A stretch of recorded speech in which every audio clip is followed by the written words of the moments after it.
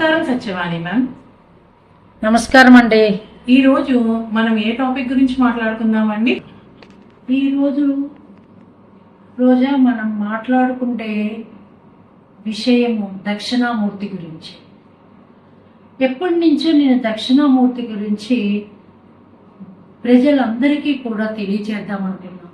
ముఖ్యంగా విద్యార్థులకి, యువతీ యువకులకి ఈ దక్షిణామూర్తి గురించి తెలియపరచాలని ఎప్పటి నుంచో నా ప్రగాఢ కోరిక. ఓం శ్రీ దక్షిణామూర్తియే నమః. జ్ఞానానికి, యోగానికి, సంగీతానికి అధినేత ఆ పరమశివుడు. అత్యున్నత గురువైన ఆ పరమశివుడే మనకి దక్షిణామూర్తి రూపంలో ప్రత్యక్షమవుతాడు. వటవృక్షం అంటే మర్రి చెట్టు. మర్రి చెట్టు కింద దక్షిణ దిశగా తిరిగి ఉండి మౌనంగా కూర్చొని ఉంటారు ఈ దక్షిణామూర్తి స్వరూపం.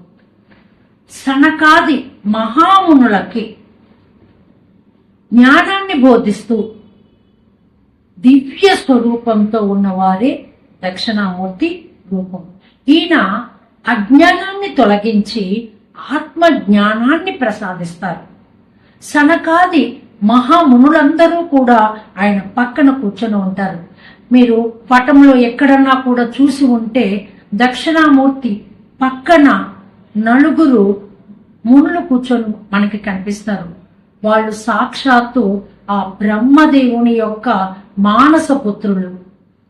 వారే సనక, సనందన, సనత్ కుమార, సనత్సుజాతులు అనే ఈ నలుగురు కూడా సత్యాన్వేషణ కోసమని ప్రపంచంలో తిరుగాడుతూ ఉంటే ఆ బ్రహ్మదేవుడు చెప్తాడు కదా, కుమారులారా, సత్యాన్వేషణ కోసం మీరు ఎక్కడికో పోవద్దు.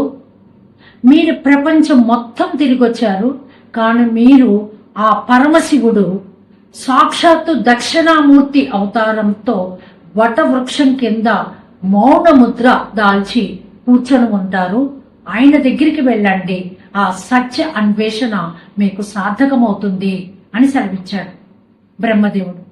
సరే, నలుగురు సనక అది మునులు కుమారులు వీళ్ళందరూ కూడా ఆ యొక్క దక్షిణామూర్తిని అన్వేషిస్తూ బయలుదేరితే ఒక వటవృక్షం కింద మౌనంగా ఆ దక్షిణామూర్తి స్వరూపాన్ని చూశారు. చూస్తే మౌన ముద్రలో ఉన్నారు. ఆయన తపస్సు చేసుకుంటూ ఉన్నారు. ఆయన్ని కదిలించటానికి వీళ్ళకి కొంచెం భయమేసింది. సో వీళ్ళు అనుకున్నారు, కాముగా ఆయన ఆ వటవృక్షం ఆ రాయి మీద కూర్చొని మౌన ముద్రతో తపస్సు చేసుకుంటుంటే ఆ కింద వరుసన ఇటుపక్క ఇద్దరు ఆయన్నే చూస్తూ అలా ఉండిపోయారు. మౌన వ్యాఖ్య ప్రకటిత పరబ్రహ్మతత్వం అంటే మౌనం ద్వారానే వారికి ఆ సత్య అన్వేషణ జ్ఞానం వాళ్ళకి ఏర్పడింది, వాళ్ళకి కూడింది. వాళ్ళకి మనసులో ఆ యొక్క జ్ఞానం కలిగింది, జ్ఞానోదయం కలిగింది. దక్షిణామూర్తి ఏమీ మాట్లాడలా, మౌనంగానే ఉన్నారు. ఆ మౌనంలో నుంచే వారికి కావలసిన సమాధానాలన్నీ కూడా లభ్యమైనాయి ఆ వటవృక్షం కిందనే. అయితే మనం గనక ఒకసారి ఆ దక్షిణామూర్తి స్వరూపాన్ని మనసులో ధ్యానించుకుంటే కనుక నలుగురు మునులు అక్కడ కూర్చోవటమే కాదండి, ఆయన కాలు మీద కాలు వేసుకొని కుడి కాలు కింద ఒక రాక్షసుడు అపస్మార అనే రాక్షసుని తొక్కి పెట్టి ఉంచినట్లుగా మనకు కనిపిస్తుంది. అదే అజ్ఞానం. అజ్ఞానాన్ని తొక్కిపెట్టి జ్ఞానాన్ని ప్రసాదించేవాడే ఆ దక్షిణామూర్తి స్వరూపం. సహజంగా ఈ దక్షిణామూర్తి స్వరూపాన్ని గురు పౌర్ణమి రోజు లేకుంటే గనక గురువారం రోజు పూజించవచ్చు. గురువారము గురు పౌర్ణమే కాదు, ప్రతి విద్యార్థి, ప్రతి యువతి యువకులు, ప్రతి వారు పెద్దలైనా చిన్నలైనా ఒక్క 5 నిమిషాలు ఆ దక్షిణామూర్తిని చూస్తూ ఉండండి. మీకు చాలా జ్ఞానం సంప్రాప్తి అవుతుంది. ఇది సత్యం. నిత్యం నేను కూడా చేసే పనే అది. ఏ పనైనా కూడా 21 రోజులు మా గురువులు మాకు చెప్పారు. 21 రోజులు కనుక మీరు రోజు చేస్తూ ఉంటే కనుక అది అలవాటుగా మారుతుంది.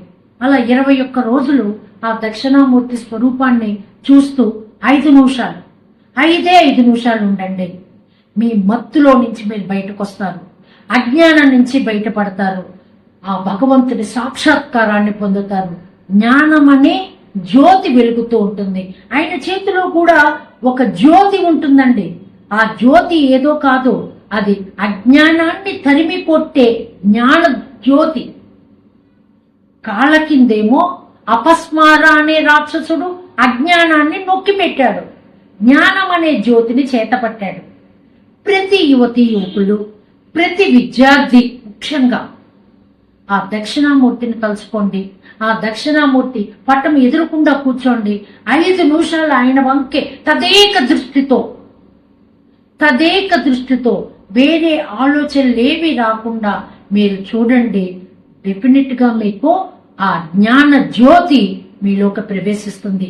ఆ మౌనంగా ఆయన సనకాది మునులకి ఏ విధంగా జ్ఞానాన్ని బోధించారో అలాంటి జ్ఞానం కూడా మనకి కూడా లభిస్తుందండి. ఇది సత్యం, అక్షర సత్యం.